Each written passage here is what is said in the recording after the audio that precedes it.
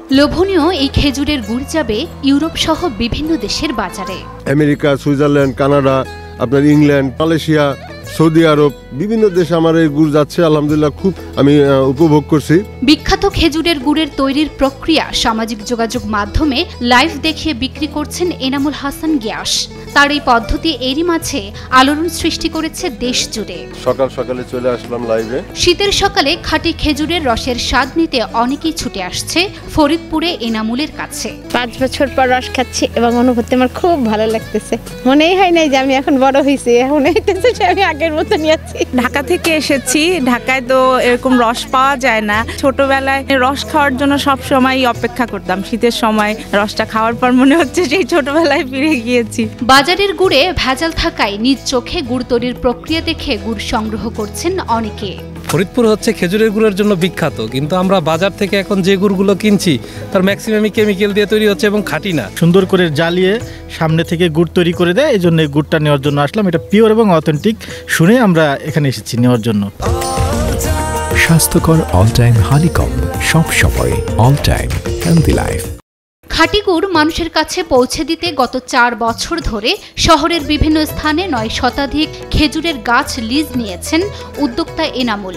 উত্তরাঞ্চল থেকে 10 জন গুড় তৈরির কারিগর এনে লিজ নেওয়া সেই গাছ থেকে রস সংগ্রহ করেন তিনি।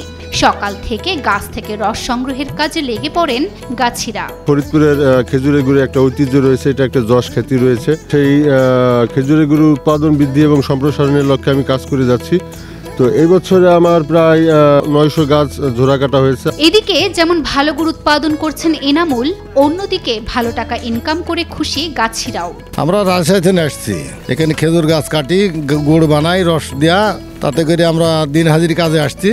গুড় টোড় বেশি আপনার ওই মালিক লিয়ালে আমার বেতন দেয়া দেয় মাসিকভাবে, তাতে করে আমার দিন ভালোই যায়। মাটির হাড়ি গাছে পেতে সেই হাড়ি ভালোভাবে নেট দিয়ে আটকে দিয়ে আসেন গাছিরা, যেন কোনো প্রকার পাখি বাদুর হাড়ি থেকে রস খেতে না পারে। আর এসব কাজের জন্য প্রতি মাসে 35 থেকে 36 হাজার টাকা বেতন পান তারা। আমরা খেজুর গাছ কাটি এবং গুড় বানাই। উনি আমাদের বেতন দেয় মাসে 35 থেকে 36 হাজার টাকা এবং খানা দানা সবই দেয়। সেই সূত্রে আমাদের সংসার ভালোই চলে। কালের বিবর্তনে গুড় তৈরির কারিগর ও খেজুর গাছ কমে যাওয়ায় কমতে থাকে খেজুর গুড়ের উৎপাদন। তবে ফরিদপুরের হারানো দিনের ঐতিহ্যবাহী খেজুর গুড়ের সুদিন ফিরিয়ে আনতে ব্যতিক্রম উদ্যোগ গ্রহণ করেছে উদ্যোক্তা এনামুল হাসান গিয়াস।